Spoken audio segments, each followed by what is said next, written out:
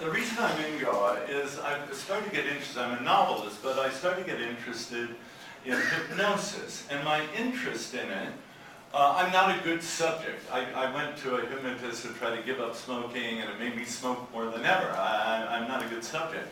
But what interests me about it, and its relevance to the literary festival, is that hypnosis, when we say hypnosis, as opposed to hypnotism, the act of hypnotizing, hypnosis is a state in which there is a rapport between two people usually, although it can be more, between two people, a rapport between the hypnotist and the subject, or hypnosan, in which the words of the hypnotist begin to become reality through suggestion, and through the imagination of the subject, begin to become a reality.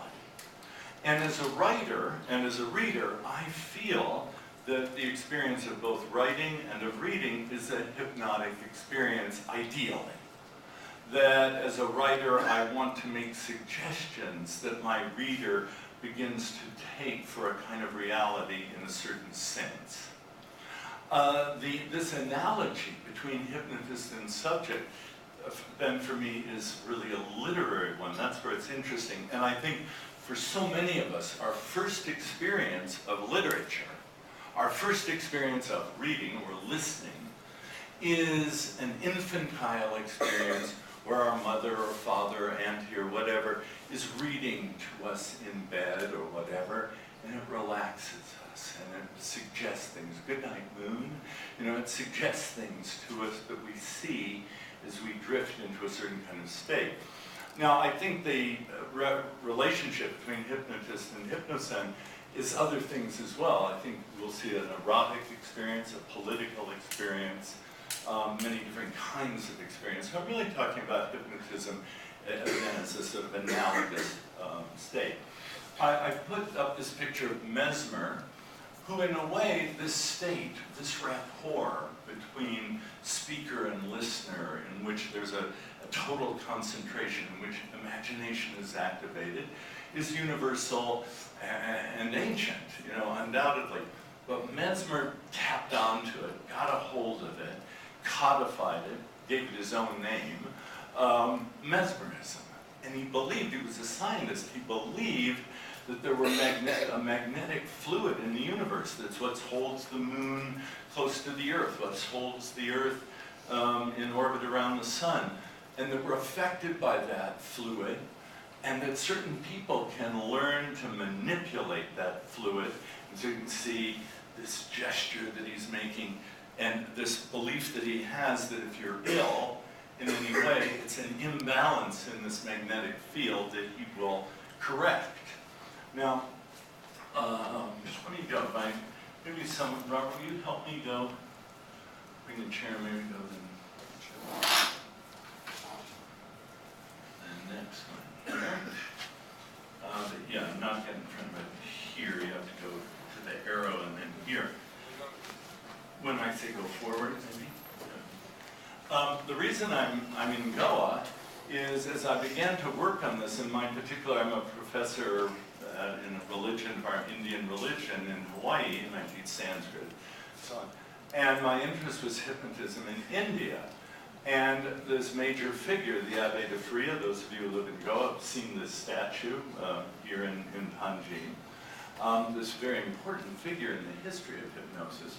And I was applying for a fellowship at my sabbatical here, and I was able to justify coming to Goa because of him. Without him, I don't know, I would be where I would be. But I'm very grateful to him for this, believe me. Now, he, as so many of you who are from here know very well, was born in Kondolim in North Goa.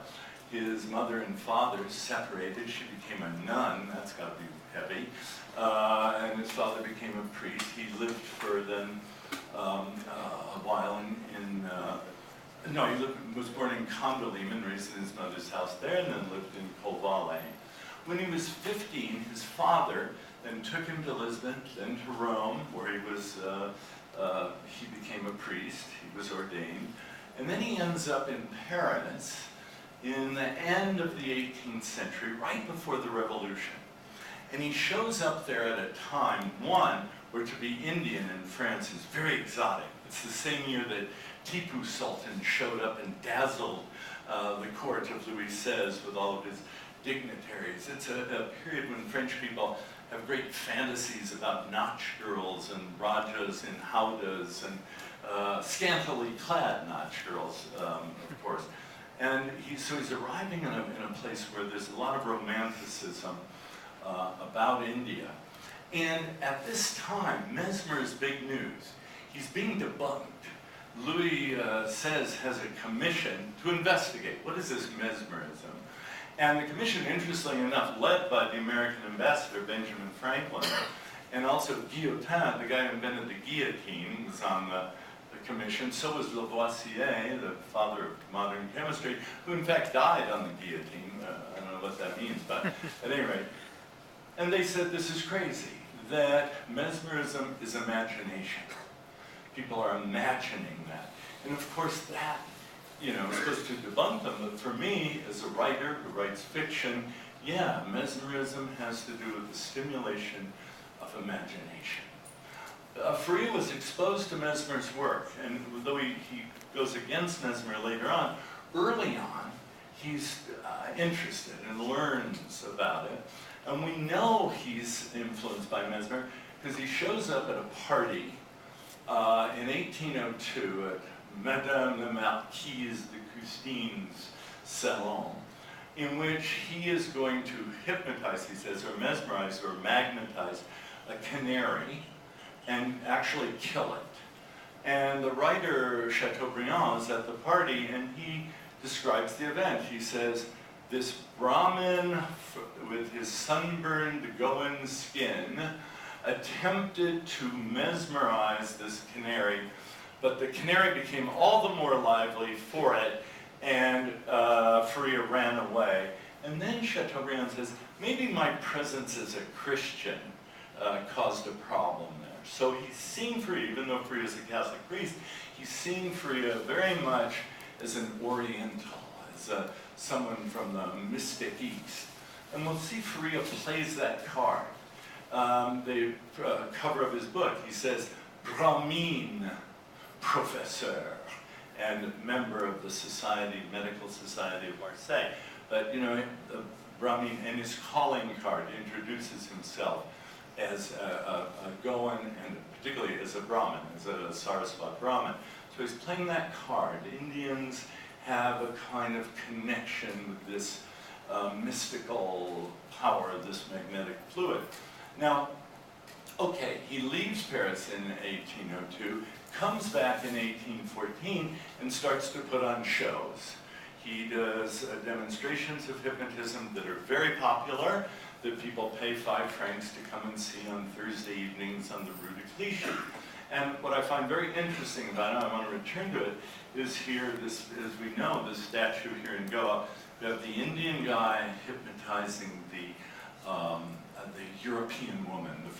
All of his subjects were attractive, young, bourgeois, or aristocratic French girls, Okay, yeah. Now, after him, you know how, yeah, it'll be yeah. After him, we got a split between Charcot, who we have here, Freud's teacher, and the Nancy School, Bernheim. Charcot still feels that this magnetic fluid, that this phenomenon can be explained through some magnetic force or something like that. The Nancy School is saying, no, it's just suggestion. That if I tell you something enough, if I get you to concentrate through the power of suggestion, you'll stop smoking, or whatever. We've got this division there, and yeah, go to the next one. Thanks. But at this time, either way, hypnotism becomes part of the repertoire of healing, both for psychosomatic illnesses, but also for other illnesses. I get you to concentrate, as we see here. I take your symptoms away through suggestion. Now go to the next one. And it manifests its use in physical therapy or medicinal therapy there's a loss of interest, but there's an increased interest in psychiatric circles. And you see the cover here, sex and hypnotism, but then hypnotism and psychiatry, that it became part of the procedure for the psychiatrist, or in Freud's case, the psychoanalyst. Freud gives it up because he's hypnotizing a woman. She's in trance, he's going back to recover memories. He wakes her up, she throws her arms around him and gives him a passionate kiss. And he goes, whoa, this stuff is dangerous. And there is, I think very important, a transference that happens in hypnotism. It's a power relationship between a man and a woman. Yeah, go to the next.